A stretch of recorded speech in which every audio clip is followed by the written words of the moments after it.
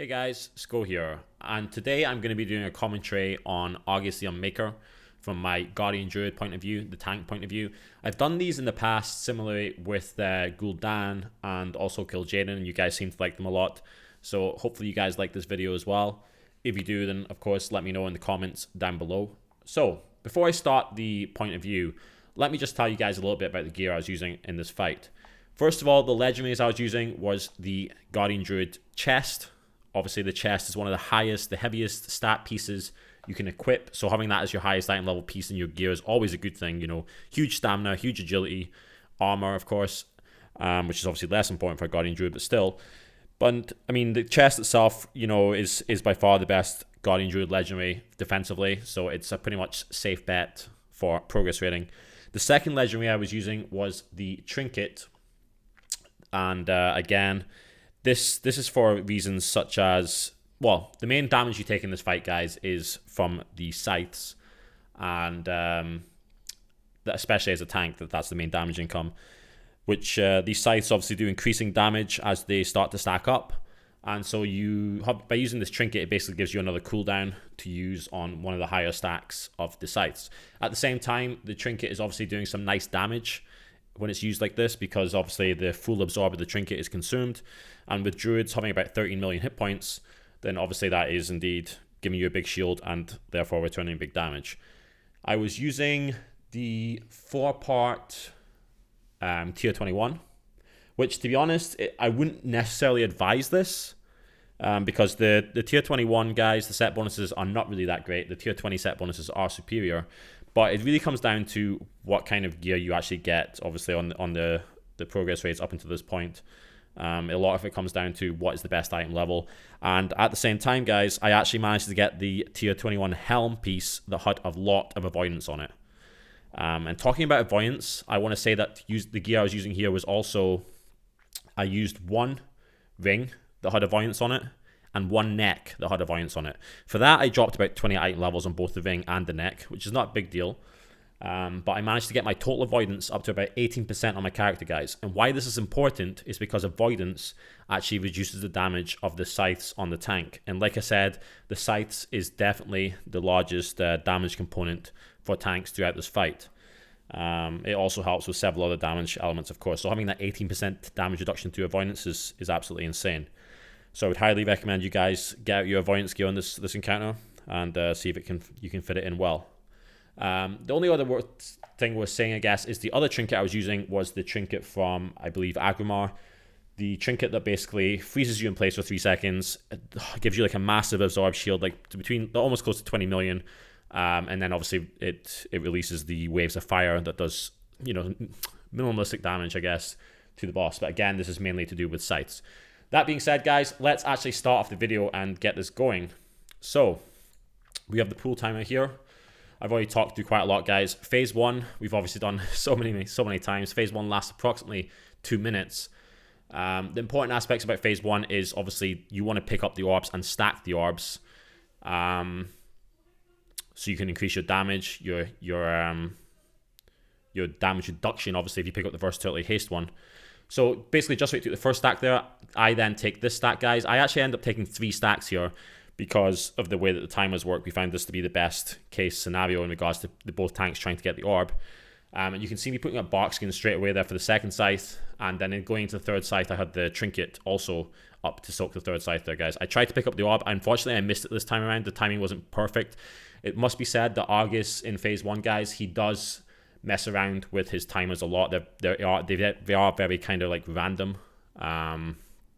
Kind of typical of Blizzard when it comes to endgame bosses to mix up the timing of mechanics slightly. Okay, you can see me picking up the first buff there. You can see the haste versatility buff on my UI in the top left.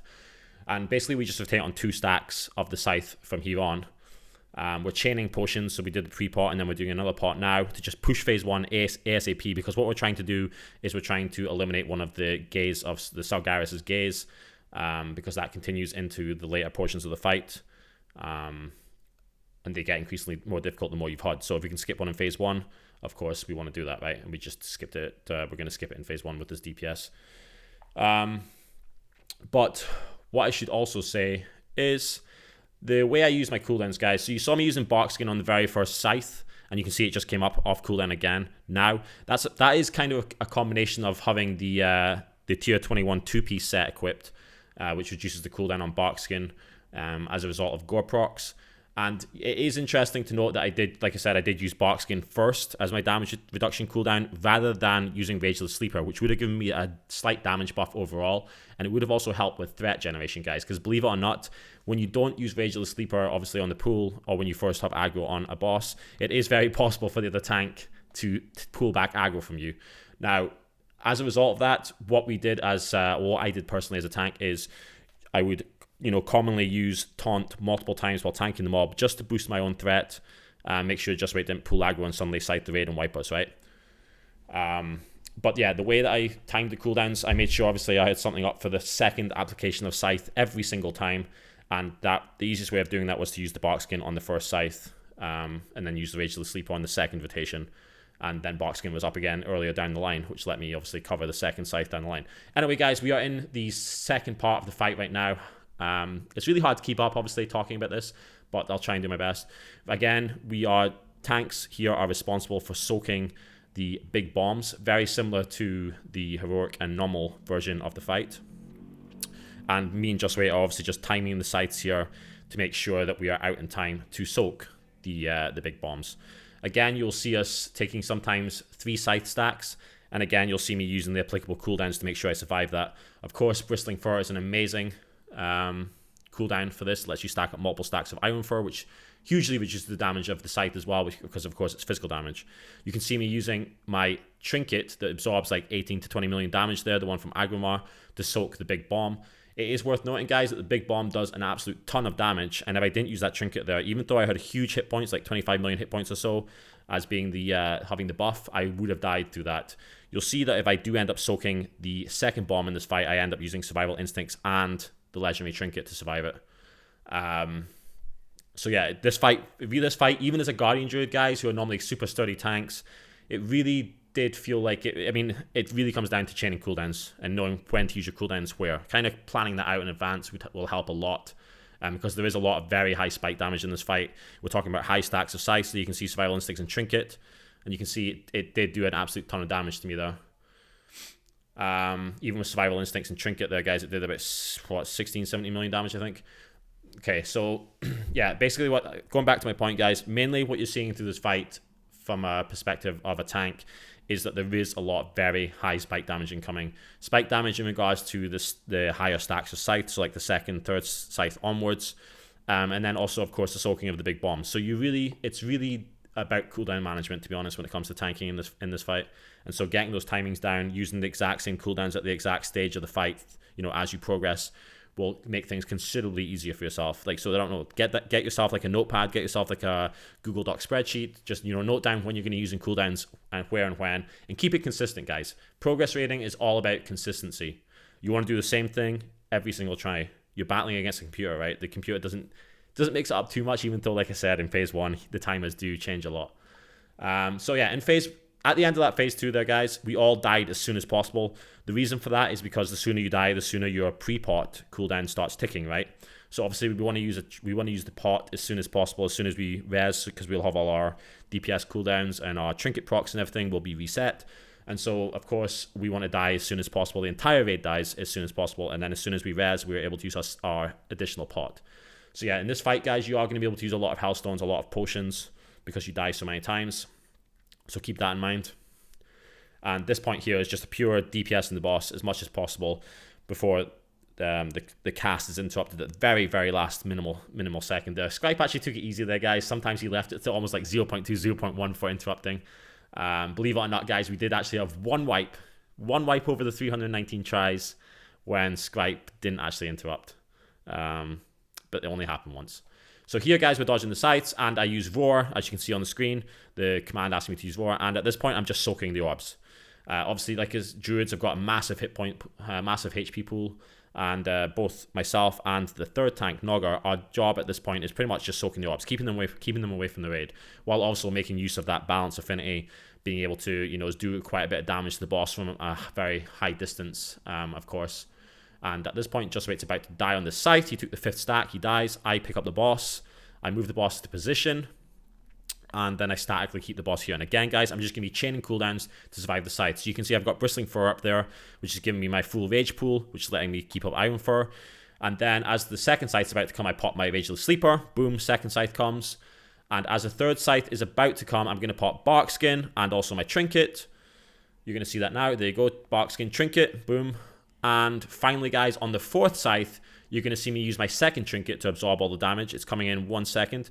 What's worth noting is this Trinket is on the global cooldown, so you want to make sure you don't, lock yourself out of it and just fall over and die. You want to be aware of it. And on the fifth scythe, guys, I'm going to die intentionally, and Just Wait's going to take the boss back. Now, the reason why we're dying intentionally here is there's multiple reasons, I guess, but I stating the obvious, guys. Depending on how many stacks the tank has, when he gets hit by the scythe, that's the number of orbs. The number of orbs that spawn is relative to that. So if the tank has one scythe stack and he gets hit, then obviously it's going to spawn much less orbs than if the tank has, let's say, 4 stacks or 5 stacks of the scythe. Because obviously there is some tanks, like for example Monk, or even Druid. Even if you use your cooldowns properly, right, you can survive even on Mythic much more than 4 or 5 stacks of the scythe. But it's going to spawn an absolute insane amount of orbs, and so you want to, sacrifice the tank at the appropriate times. And we actually saved our combat reses to res up the tank. Res up the tanks because of the tree trick you just saw us do there. Basically what we did there, guys, was the entire raid just gathered up. We completely killed the raid. So we got rid of one of the Sagaris buffs completely, the Sagaris Gaze buffs, debuff, sorry, on the raid. And then we just res up at the tree together. And that debuffs are completely gone, which basically gives us like free time on the boss to just go at it with the DPS. Now at this point, guys, I am again tanking the boss. We're going to take 4 scythe stacks. We're trying to pay attention to those orbs that are spawning, of course. We're trying to dodge the scythes at the same time. Again, I'm using the same rotation, guys. The cooldowns lined up perfectly. That I was able to use, for example, Bark Skin, Trinket on the third stack. And on the fourth stack here, I was going to use Survival Instincts. I actually did get hit by a scythe there, guys. One of the Annihilation Scythes, I think they're called. Which... is it called Annihilation Scythes? I'm thinking about it. Which wasn't intentional, guys. I did not want that to happen, actually. But obviously with Survival Instincts up, even on our tank, by the way, those scythes tick for an absolute ton of damage. So you really do want to avoid them. Why I got hit there was because I'm playing it quite close to the previous orb, and I'm really trying to minimize the movement of the boss because we have some melee DPS, for example, who are standing like on the other side of the boss, and any kind of slight angling of the boss would put that melee DPS obviously at risk from being hit by the soul-rending scythe. So you obviously want to be aware of that at all times as a tank. But at the same time, I should have dodged that. Anyway, as we're continuing this fight, guys, it's back to Just Wait tanking. And at this point, again, my job is primarily just soaking orbs and, getting ready to pick up the boss again from a tanking perspective. Just Wait will die. He should die on the next side, guys. He's just taking 4 right now. Is he going to... I'm pretty sure he dies now. If not, he's going to take 1 more. We'll see. We'll see, guys. We'll see. Okay, he's going to take 1 more. So he just took the 5th stack there. It's actually worth saying, guys, that Brewmaster Monks really are the MVPs when it comes to the tanks on this fight because of the way Soul Rending Scythe works and the fact that it's physical damage. It does mean that Monks can obviously stagger a ton. And while you guys see me chaining every cooldown in the book pretty much to survive multiple heavy stacks of scythes, Monk tanks, on the other hand, they can take, they can pretty much stand in front of the boss, take 3 stacks of the scythe without, even beginning to sweat, guys, because of obviously how stagger works, right? But yeah, you'll see me again. It's the exact same kind of thing, guys. We're looking at the 3rd scythe stack coming in. I used Bark Skin Trinket. And the 4th scythe is going to come in. And this time I'm going to use my 2nd Trinket again because it's off cooldown, which means I can save, my last stack of Survival Instincts in case, something very unexpected happens. Or if I need to suddenly tank the boss at the end because Just Wait suddenly dies. Obviously keeping my cooldowns until I really, really need them. We've got that 1 Survival Instinct stack at the moment as, just my last safety cooldown if it's required. At this point, guys, the boss is actually about to fall over, so we're really just trying to soak the orbs, keep them away from the DPS as much as possible, and just nuke. And now there we have it, guys. The boss is dead. I hope you guys found this video useful. I did try and speak to how I did things from my point of view as much as possible. It felt like it's very hard to condense so much information into what feels like a very short time, guys. But at the same time, I hope you guys did indeed get some value from this video, and let me know, guys, in the comments below if you enjoyed this video and if you have any questions about the fight from a tank's point of view. And yeah, make sure you hit the like button, make sure you hit that sub button, and I'll see you guys on stream.